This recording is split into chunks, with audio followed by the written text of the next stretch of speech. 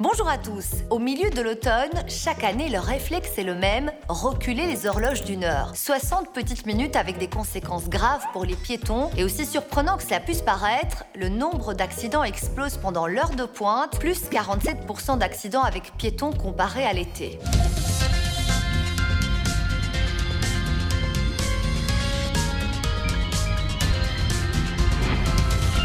Le passage à l'heure d'hiver a non seulement des conséquences sur notre sommeil, mais c'est surtout une période à risque pour les piétons. Les accidents sont plus nombreux et plus graves aussi. Dans le mois du changement d'heure, figurez-vous que 17 piétons sont tués par 1000 accidents, des chiffres donc particulièrement élevés, alors on va tenter de comprendre pourquoi. Alors ce qu'on constate, c'est que les vitesses d'impact entre conducteurs et piétons sont plus importantes à ce moment d'année, sans doute parce que les uns et les autres n'ont pas encore intégré le changement d'heure, donc les piétons ne font pas attention au fait qu'il fait noir une heure plus tôt.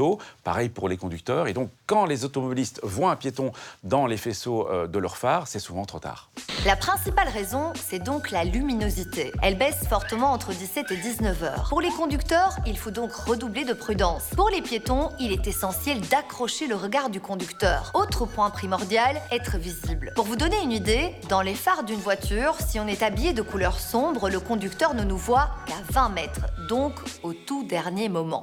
Concrètement, comment être le plus visible possible de jour et de nuit et quelle matière choisir pour un piéton? Pour être visible pendant la journée, il faut avoir les matières fluorescentes pour être visible pendant la nuit. Il y a une combinaison, par exemple la veste de sécurité, qui est de matière jaune, très visible pendant la journée, et la matière grise, la bande grise sur la veste, qui sont réfléchissantes pour la nuit. Voilà pour les conseils aux piétons. Du côté des cyclistes, le problème, c'est le raccourcissement des jours. Là aussi, les chiffres d'accidents sont très élevés. Ils sont multipliés par 5 en début et en fin de journée. Mais alors, comment s'équiper à vélo? Réponse avec notre spécialiste. Pierre-Laurent, dites-moi, est-ce que je suis bien équipée pour rouler de nuit?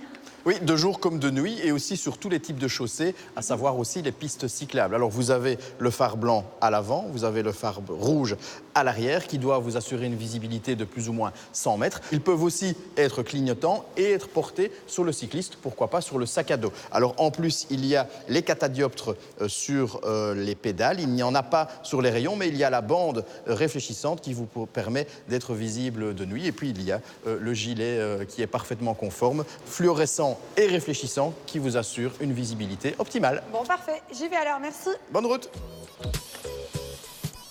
Vous l'avez vu dans cette émission, le changement d'heure tue sur les routes. Les accidents impliquant un piéton sont plus nombreux et plus graves aussi. Pour les automobilistes, il faut donc rester vigilant et concentré. Du côté des piétons, il faut s'habiller avec des vêtements clairs, utiliser des bandes réfléchissantes sur votre sac par exemple, ou encore établir toujours un contact visuel avec l'automobiliste. Du côté des cyclistes, pour éviter le risque d'accident, les phares doivent être blancs à l'avant, rouges à l'arrière. Si possible, rajoutez aussi des lumières clignotantes sur votre sac ou encore sur votre front. Si vous avez des questions, n'hésitez pas à contacter nous sur les réseaux sociaux. À la semaine prochaine et d'ici là, bonne route!